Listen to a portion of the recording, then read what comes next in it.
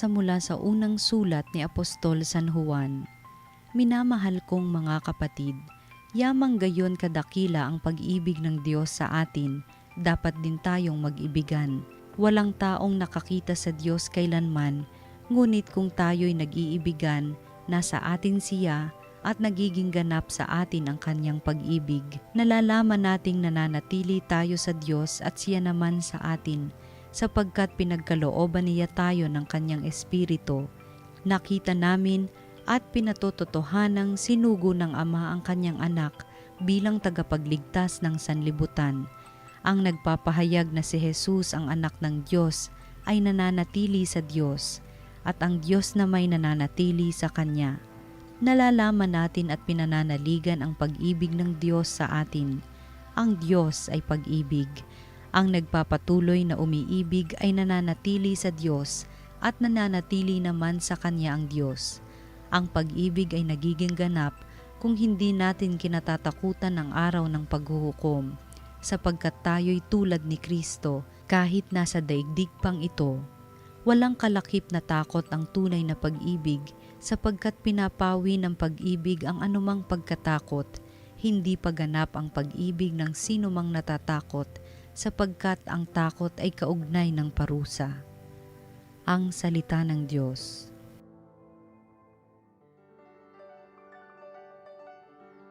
Poon maglilingkod sa iyo tanang bansa nitong mundo.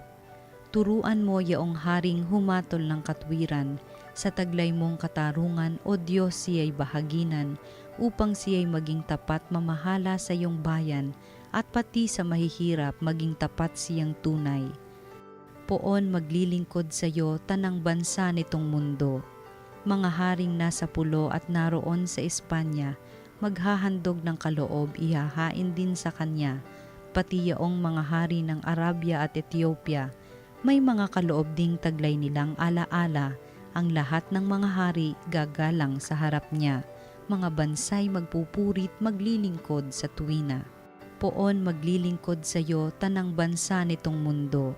Kanya namang ililigtas ang sino mang tumatawag, lalo yaong nalimot ng mga taong mahihirap. Sa ganitong mga tao siya'y lubhang nahahabag, sa kanila tumutulong upang sila ay maligtas. Poon maglilingkod sa iyo tanang bansa nitong mundo. Ang mabuting balita ng Panginoon ayon kay San Marcos. Matapos mapakain ang 5,000 lalaki, agad pinasakay ni Jesus sa bangka ang mga alagad at pinauna sa Betsaida sa kabilang ibayo ng lawa, samantalang pinauuwi niya ang mga tao. Pagkaalis nila, siya'y umahon sa burol upang manalangin. Sumapit ang gabi. Nasa laot na noon ang bangka, samantalang si Jesus ay nag-iisa sa katihan. Nakita niyang nahihirapan sa pagsagwan ang kanyang mga alagad sapagkat pasalungat sila sa hangin. At nang madaling araw na, sumunod sa kanila si Jesus na naglalakad sa ibabaw ng tubig.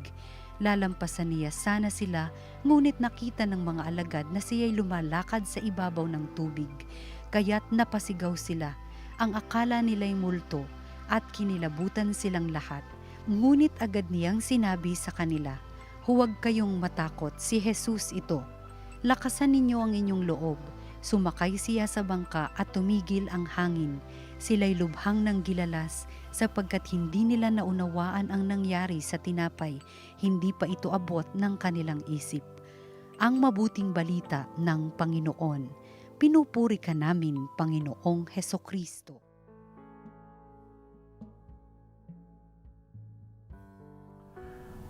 Miyerkules naman po, mga ikatlong araw matapos nating maranasan na si Jesus ang liwanag. Yung liwanag ng bituin ay nakatutok sa ating Panginoong Hesukristo. Epiphany po ang tawag doon. Sa madalit salita, si Jesus ang liwanag ng ating buhay. Siya ang gumagabay sa ating pang-araw-araw na buhay.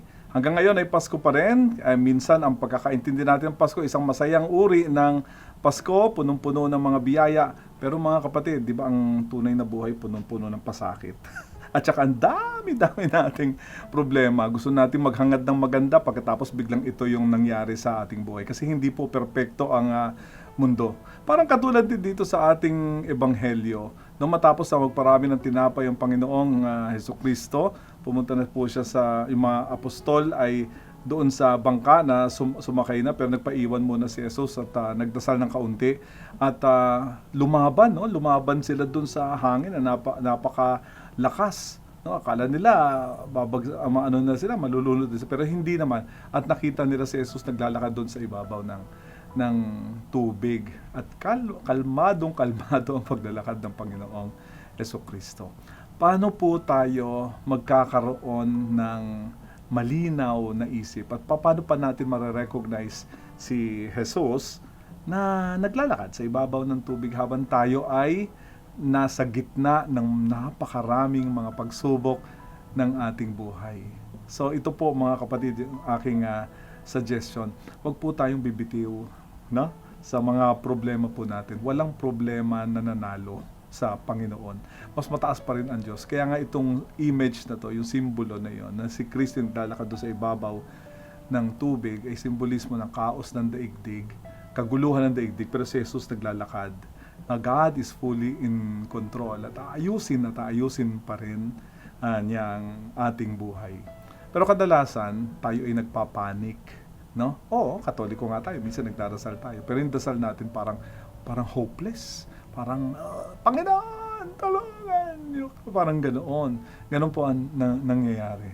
Ngayon, ang mungkahi ng ating pananampalataya ay keep focusing on Christ. Naalala ko rin dito, siguro kadikit din, marahil, yung si Pedro, di ba? Maaring naglakad din siya ng konti doon sa ibabaw ng tubig. Pero nung mas kinain na siya ng kaguluhan doon sa kanyang kapaligiran, unti-unti na po siyang nalunod. At sabi niya, Panginoon, iligtas niyo ako. Tapos pinagalitan siya ni Kristo. Sabi sa kanya, bakit napakahina ng pananalig mo? Diba? Kaya kung mangyayari itong mga pagsubok ng ating buhay, mga kapatid, please focus on Christ. Wala iba kundi si Kristo. Pumikit, magdasal, pero kumapit kay Kristo. Susunod po, siguro maganda rin ay pagnilayan natin kung gaano kalalakas yung ating pananampalataya. No, baka sabihin po natin, mahina naman yung ating pananampalataya. Pero meron din ganun sa Ebanghelyo. Tulungan ninyo ako, Panginoon, sa kahinaan ng aking pananampalataya. At minsan sinabi rin ni Kristo, kung meron kayong pananampalataya kasing liit ng butil ng mustasa, maliit lang. Di ba? At sabihin niyo doon sa bundok, umurong ka. Uurong yung isang bundok na iyon. Tingnan niyo nangyayari dito sa maliit na pananampalatayang iyon. No? Kahit wag natin itong maliliitin. Pero i-recognize lang natin ang Diyos sa ating buhay. Parang sinasabi natin sa kulturang Pilipino, bahala na po si Lord. Bahala na. Ibig sabihin, bathala na. Ang Diyos ang bahala na lang sa aking buhay. Patuloy po yung ating pananalig sa Kanya. Tapos ikatlo, sa gitna ng mga pagsubok ng buhay natin, maging consistent lang. Wag iiwan ng Panginoon, patuloy na gumawa ng kabutihan. May kita rin natin bandang huli kung ano ang bunga ng ating pinaghirapan. Mamumunga rin po yan. Pero yung mga nawalan ng pag-asa, hindi na alam kung saan yan pupunta. Nawalan ng pag-asa sa Diyos, yan, may galit yan. Pero yung nananatiling tapat sa Kanya, ay magkakaroon siyempre ng buhay na walang hanggan. Sa mga magulang na talagang pinaghihirapan nila at sobrang dami nila sila sa pagpapalaki ng mga anak, mapalapit lang sila sa Diyos, may kita nila ang kanilang pinaghirapan. Mga anak na malapit sa Panginoon, nagdarasal at tumutulong din sa kapwa. Bandang huli, mayroong reason kung bakit ibinibigay ito sa atin, itong mga bagay na ito, upang tumatag ang ating pananampalataya at mapalapit tayo sa ating Panginoon. Manalangin tayo.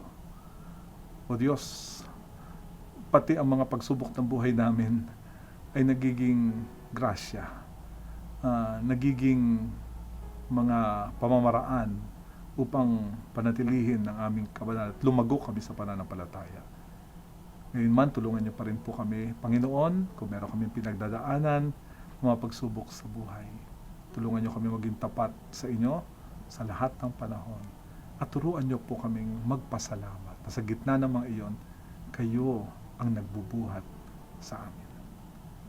Tiniling namin to sa pamamagitan ni Jesucristo ang aming Panginoon. Amen.